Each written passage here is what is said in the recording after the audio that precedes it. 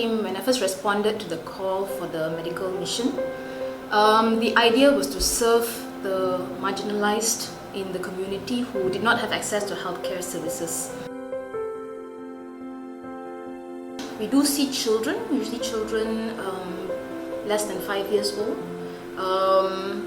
and among the adults we usually see more in their middle age, so between 30s to 40s, very rarely, but sometimes you do see those in their early 50s.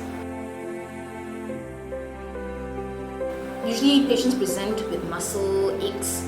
I guess that's actually related to their job.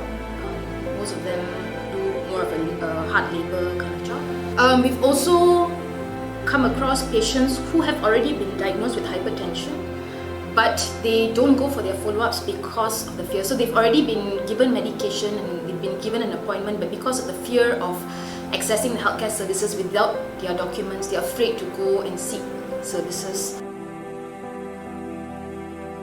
So hypertension is what we call a non-communicable disease, and it's a chronic condition. So once you're diagnosed with hypertension, it's lifelong.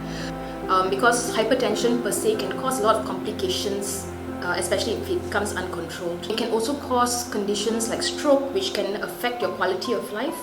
It can cause chronic kidney disease and later lead to need for renal replacement therapy like dialysis and all that. Yeah, it can affect your vision. So control of hypertension is actually very important. For one, because when we actually go, we don't really know the circumstances of the place that we are going to. So you might actually go to a place where there is not adequate lighting, or the space is limited. You might not have your own room for the patient to do the consultation. It might be very hot where you're doing a consultation, so that is the challenge in terms of the logistics.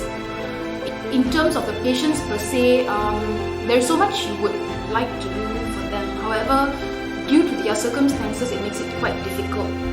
For example, when I see a patient and I diagnose them with hypertension, for example, I can give them medication at that point. I can ask them to go, I can give them a referral letter to go to the nearest clinic to get their follow-ups, to get the medication supply or to do their investigations. However, the challenge is also their documentation status. Without that piece of document, whenever they step out, they are at risk for so many things, even being sent to detention.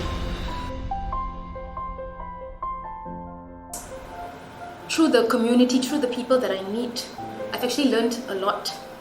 I've seen the joy in their simplicity. I've seen how faithful they can be despite of their circumstances, and the unwavering faith they have in God despite not knowing what the future holds for them.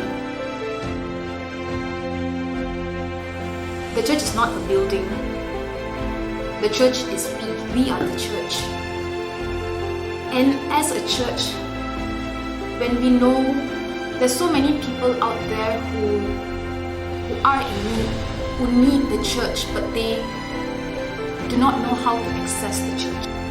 They may think differently, they may have different practices, they may come from different places, they may be so different from us, but they are also children of God.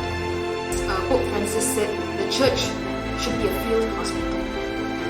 When there is someone out there who is in need of the church, we as the church should respond. If they can't come to us, it is for us to go to them.